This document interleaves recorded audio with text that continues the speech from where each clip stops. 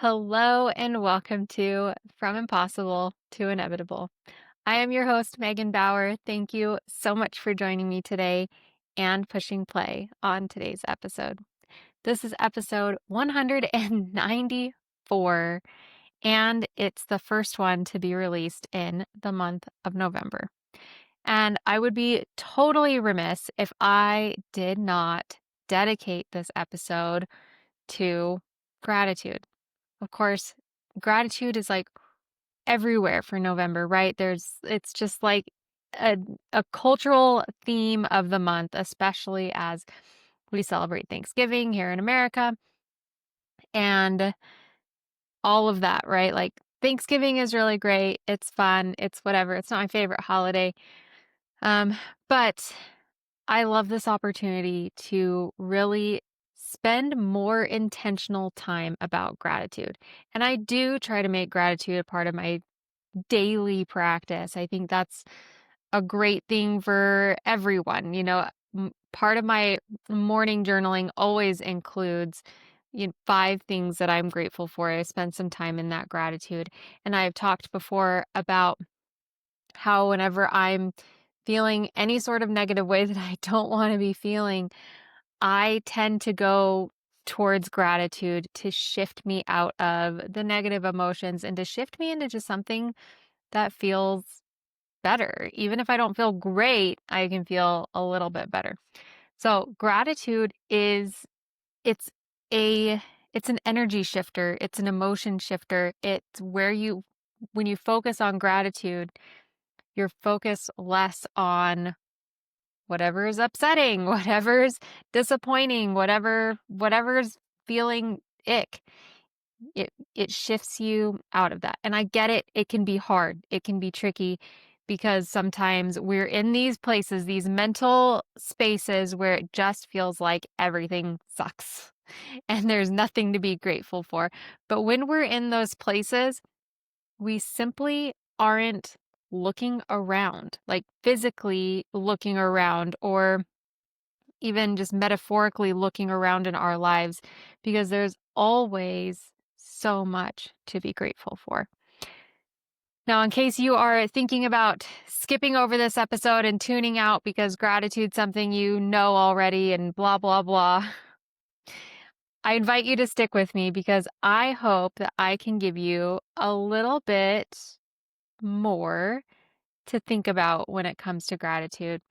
Maybe shift it away from the normal things, right? The normal things that we all think about, the, natural reflex things that we think about, right? Because when we think about gratitude, we think about I feel like we start with who. Maybe that's just me, but I feel like we start with who, right?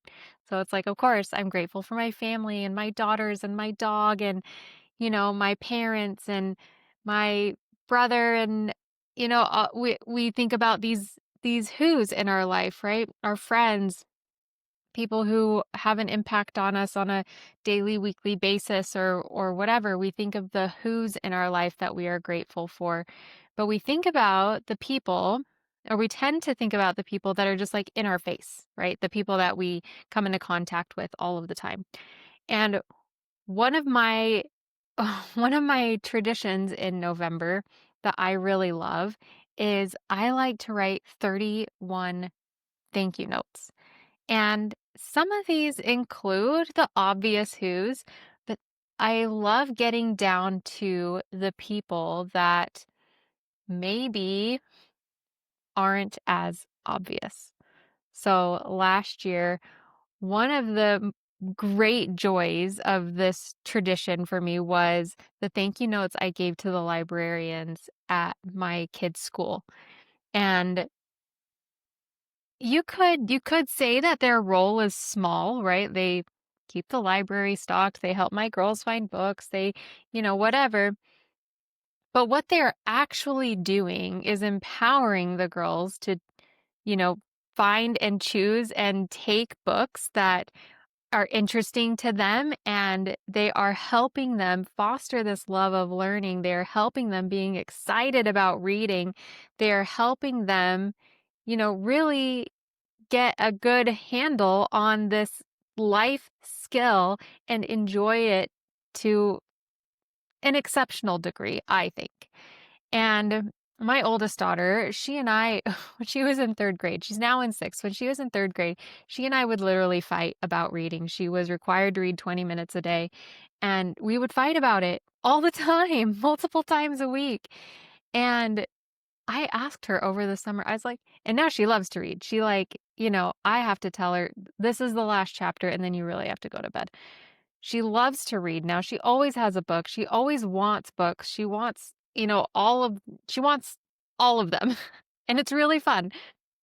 But I asked her last summer, I was like, "Do you remember fighting about this?" She's like, "We used to fight about reading?" I was like, "Yeah, like we used to fight about this. You did not want to read and we fought about it because I was like, well, you have to read if you want whatever, whatever." Okay.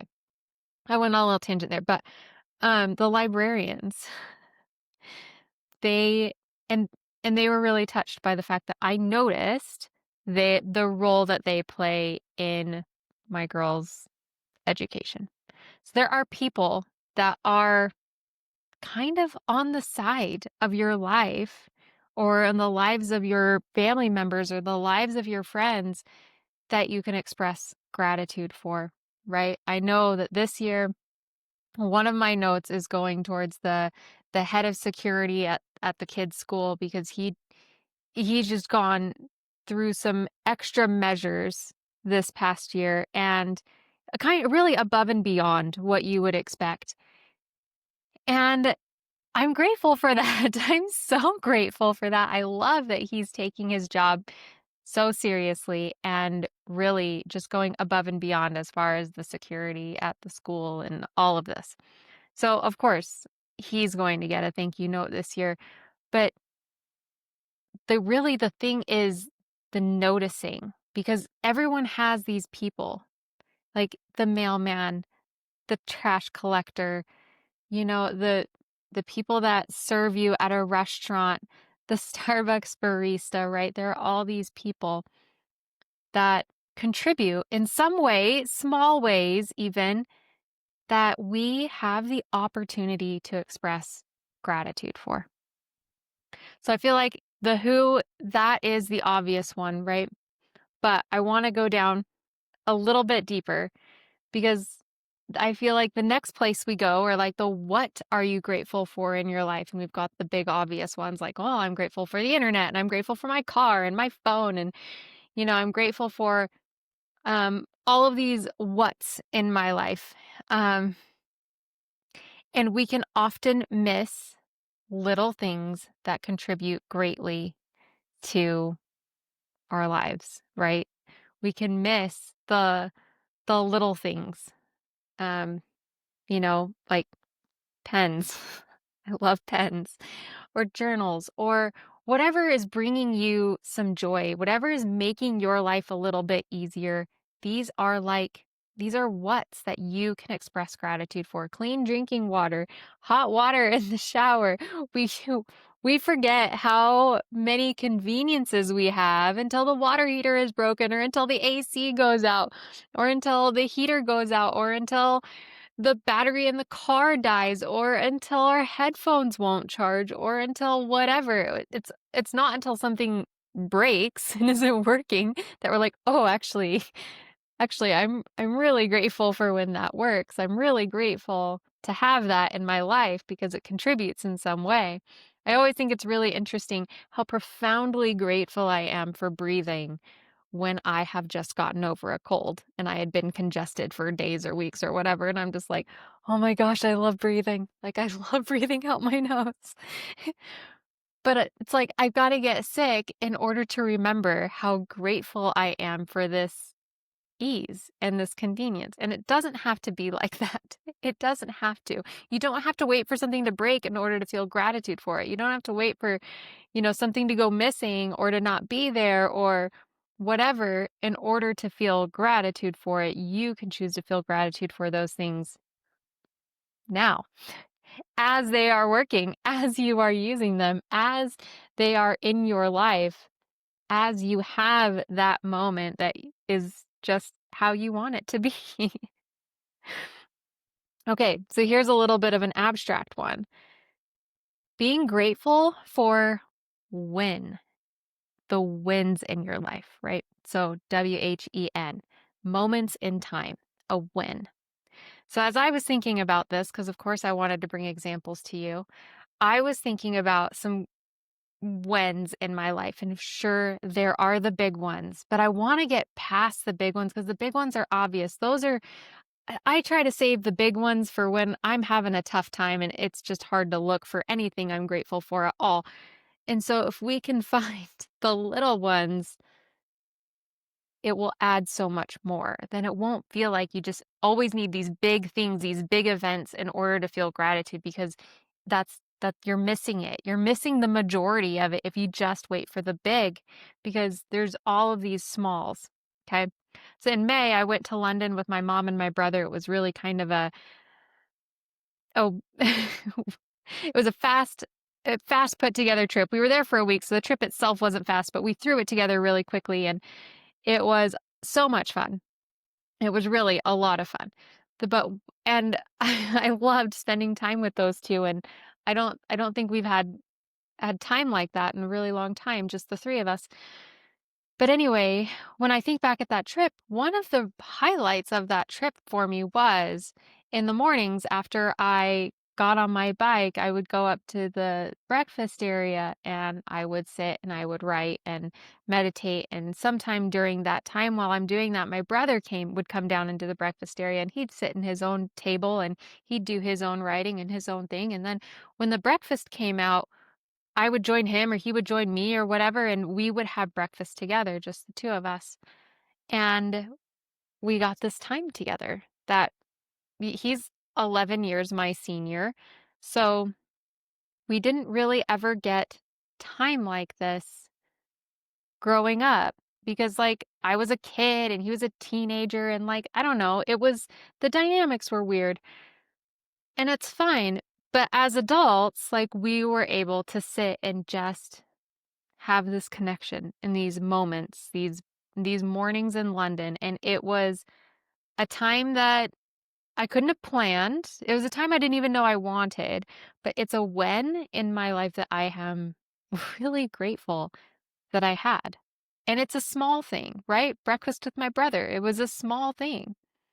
And then mom would come down and she'd join us and it'd be a party. But I've had moments alone with my mom lots of times. But these moments alone with my brother, much more rare. And so when I was thinking about these, that came to my mind as well, or that came to my mind pretty powerfully. And then the second situation that came to my mind, another when that I felt really grateful for, was this random time. It was the end of 2022, and Jake and I went up to Chili's and I started asking him all of these questions about podcasting. He had a podcast at the time. It's no longer live, I don't think, but he had a podcast at the time. He had started that summer before, so the summer of 22.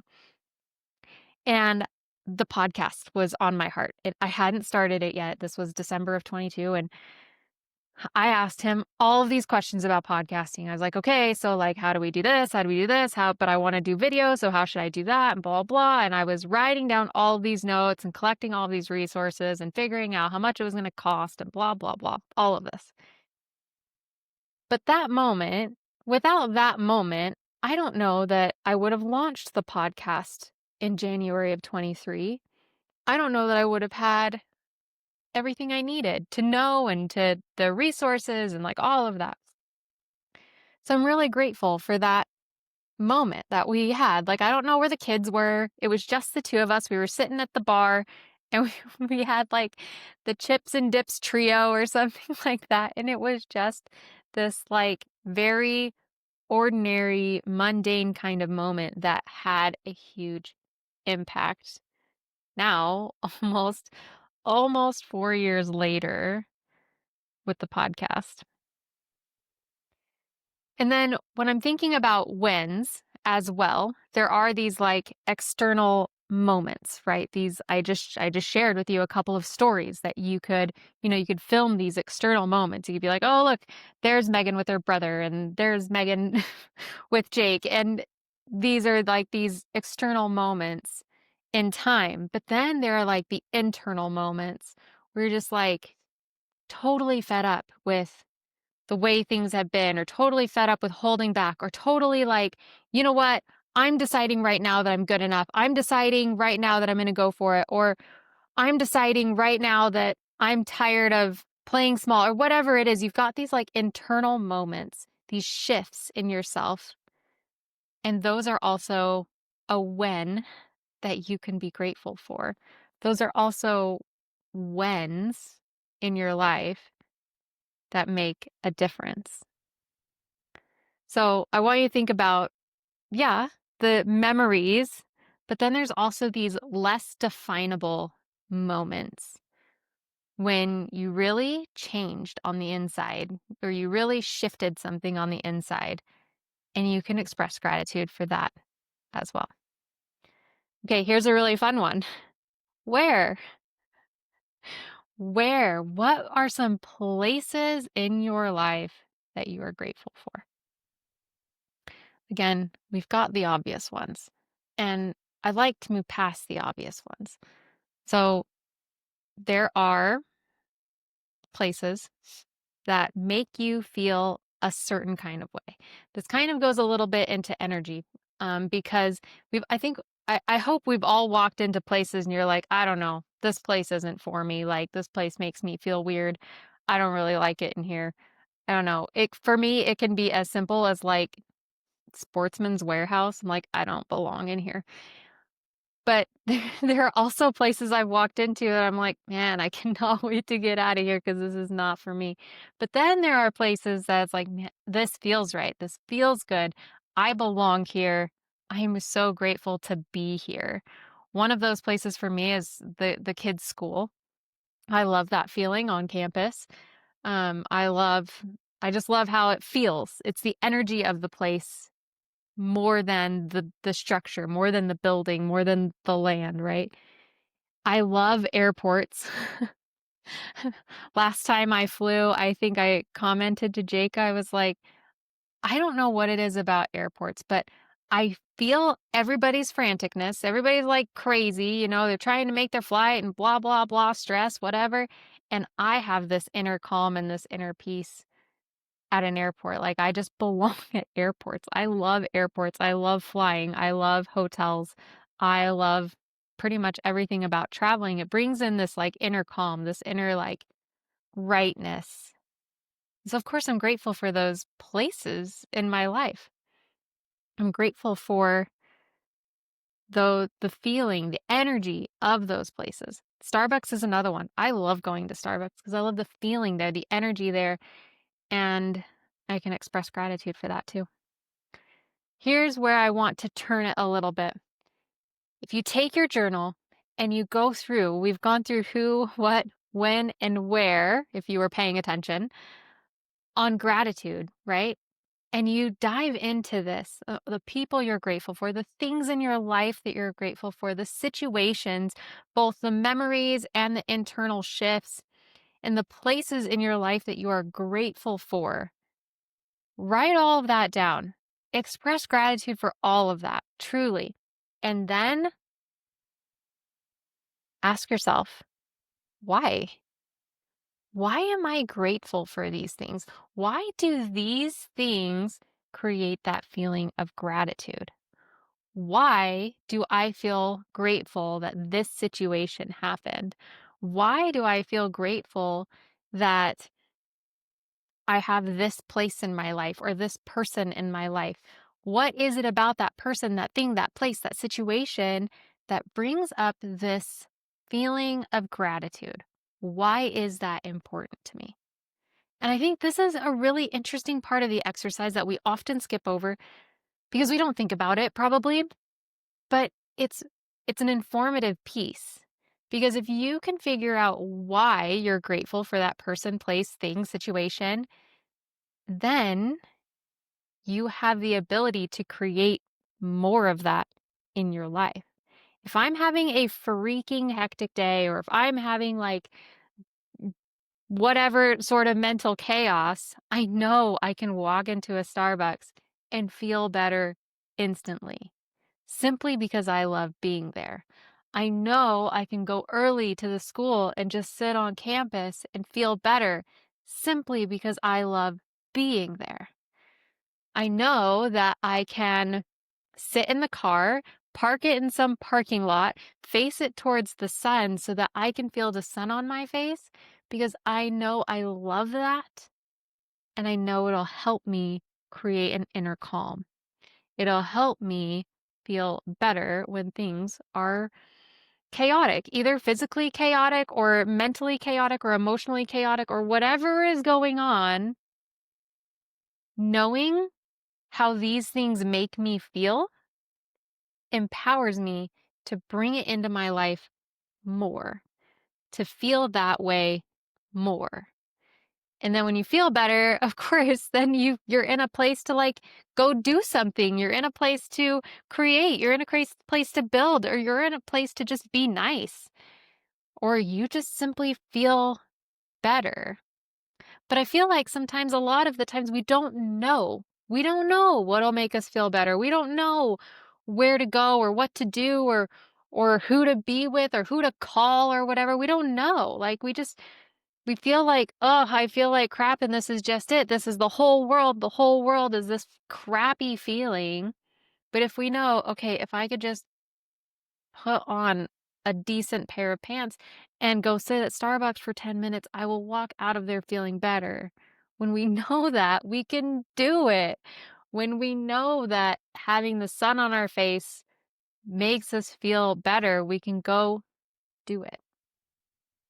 So it's really interesting and really, really important to kind of figure out why, right? Like I told you, that the reason that that moment with my brother in London is such a cherished memory now is because I don't get a lot of that. Now I'm getting all teary. And this was at a time when our sister was in hospice, right? So to have that time, that one-on-one time with my brother, I know I will continue cherishing forever.